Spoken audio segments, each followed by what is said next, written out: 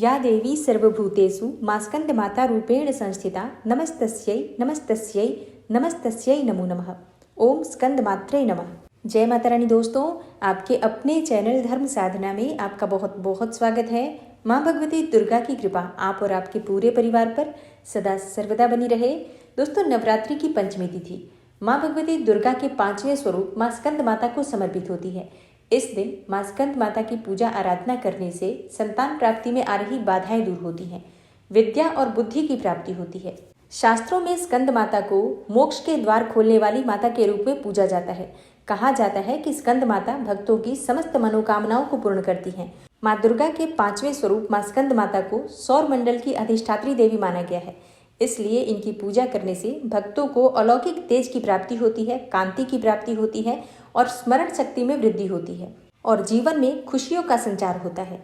तो माँ दुर्गा के 5वें स्वरूप माँ देवी स्कंद माता की पूजा आराधना नवरात्रि के 5वें दिन अत्यंत आवश्यक है। और अब बात करें आज के उपाय के बारे में, तो देखिए, माता स्कंद माता को वाणी की देवी माना गया है। इसलिए अगर आप कोई भी ऐसे प्रोफेशन में हैं जिसमें कि आपकी आवाज़ का बहुत अधिक महत्व है, जैसे कि अगर आप सिंगिंग करते हैं, किसी प्रोग्राम की एंकरिंग करते हैं, किसी ऐसे प्रोफेशन से जुड़े हैं जहां पर आपकी आवाज़ बहुत वैल्यू करती है, बहुत मैटर करती है, तो इसके लिए आपको चाहिए कि नवरात्रि में विशेष रूप से माँ स्कंद माता की पूजा आराधना कीजिए।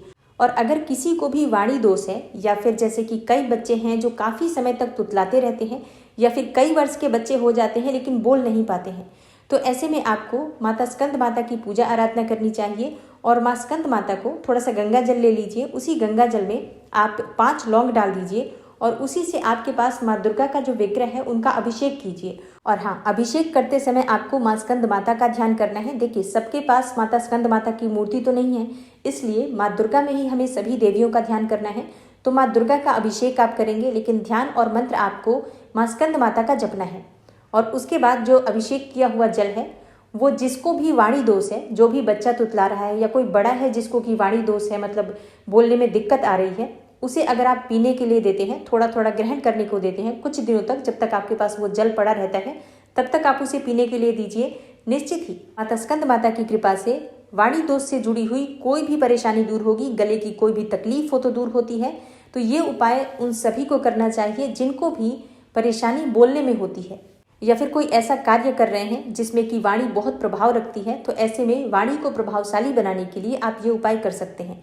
और जिन दंपतियों को संतान प्राप्ति की कामना है, आज विशेष रूप से माँ दुर्गा की आराधना कीजिए। पति पत्नी दोनों बैठ जाइए माँ दुर्गा के सामने, शुद्ध घी का दीपक प्रज्वलित कर लीजिए और माँ दुर्गा की विधि विधान से पूजा कर लीजिए। केले का भोग उन्हें अर्पित कीजिए और माँ के सामने बैठकर ओम स्कंद मात्रे नमः, ओम स्कंद मात्रे नमः इस मंत्र का अधिक से अधिक जप कीजिए। जितना भी आपसे हो सके, दोनों पति पत्नी मिलकर ये उपाय कर सकते हैं, या फिर दोनों नहीं कर पाते हैं तो जिससे भी संभव हो वो ये उपाय कर सकता है। पति या पत्नी में से कोई भी कर सकता है।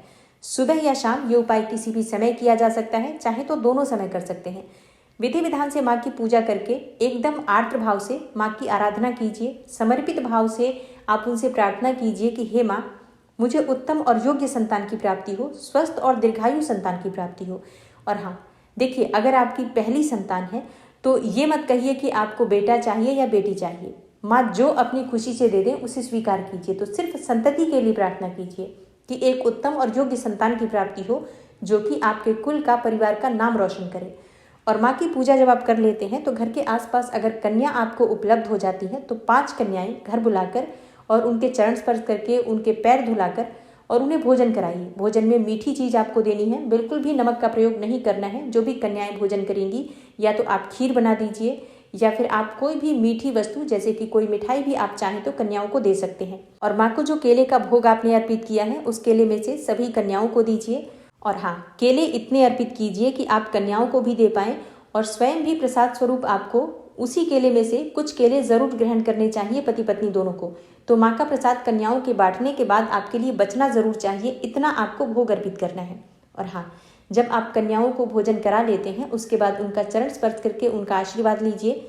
दक्षिणा स्वरूप आप चाहें तो उन्हें कुछ पैसे दे सकते हैं, वस्त्र दे सकते हैं, खिलौने दे सकते हैं, मतलब जो भी आपकी सामर्थ्य हो, जो भी आपकी इच्छा हो, बिल्कुल प्रसन्न मन से जो भी आप दे सकते हैं वो चीज कन्याओं को दीजिए। और हाँ, कन्याओं से कहिए कि वो आपके सिर पर हाथ रखें। आप दोनों पति पत्नी कन्याओं के चरण स्पर्श करके उनका आशीर्वाद लीजिए। तो पूरे श्रद्धा भाव से ये उपाय कर लीजिए, विश्वास रखिए, माता की कृपा रही तो अगली नवरात्रि से पहले आपके घर में किलकारी ज़रूर गूंजेगी। और हाँ, जो भक्त दुर्गा सप्तशती का पाठ प्रतिदिन कर रहे हैं वो कल के दिन 9वें और 10वें अध्याय का पाठ करेंगे। और अगर आप दुर्गा सप्तशती का पाठ नहीं कर पा रहे हैं, किसी भी कारणवश पढ़ नहीं पाते हैं, तो प्रतिदिन इस चैनल पर दुर्गा सप्तशती की वीडियो अपलोड होती है, आप लोग ज़रूर सुना करिए। आज की वीडियो भी अपलोड हो चुकी है जिसमें 5वां, 6ठा, 7वां और 8वां अध्याय दिया गया है। अगर आपने नहीं सुना है तो ज़रूर सुन लीजिए। मिलती हूँ मैं आपसे अगली वीडियो में, तब तक के लिए नमस्कार।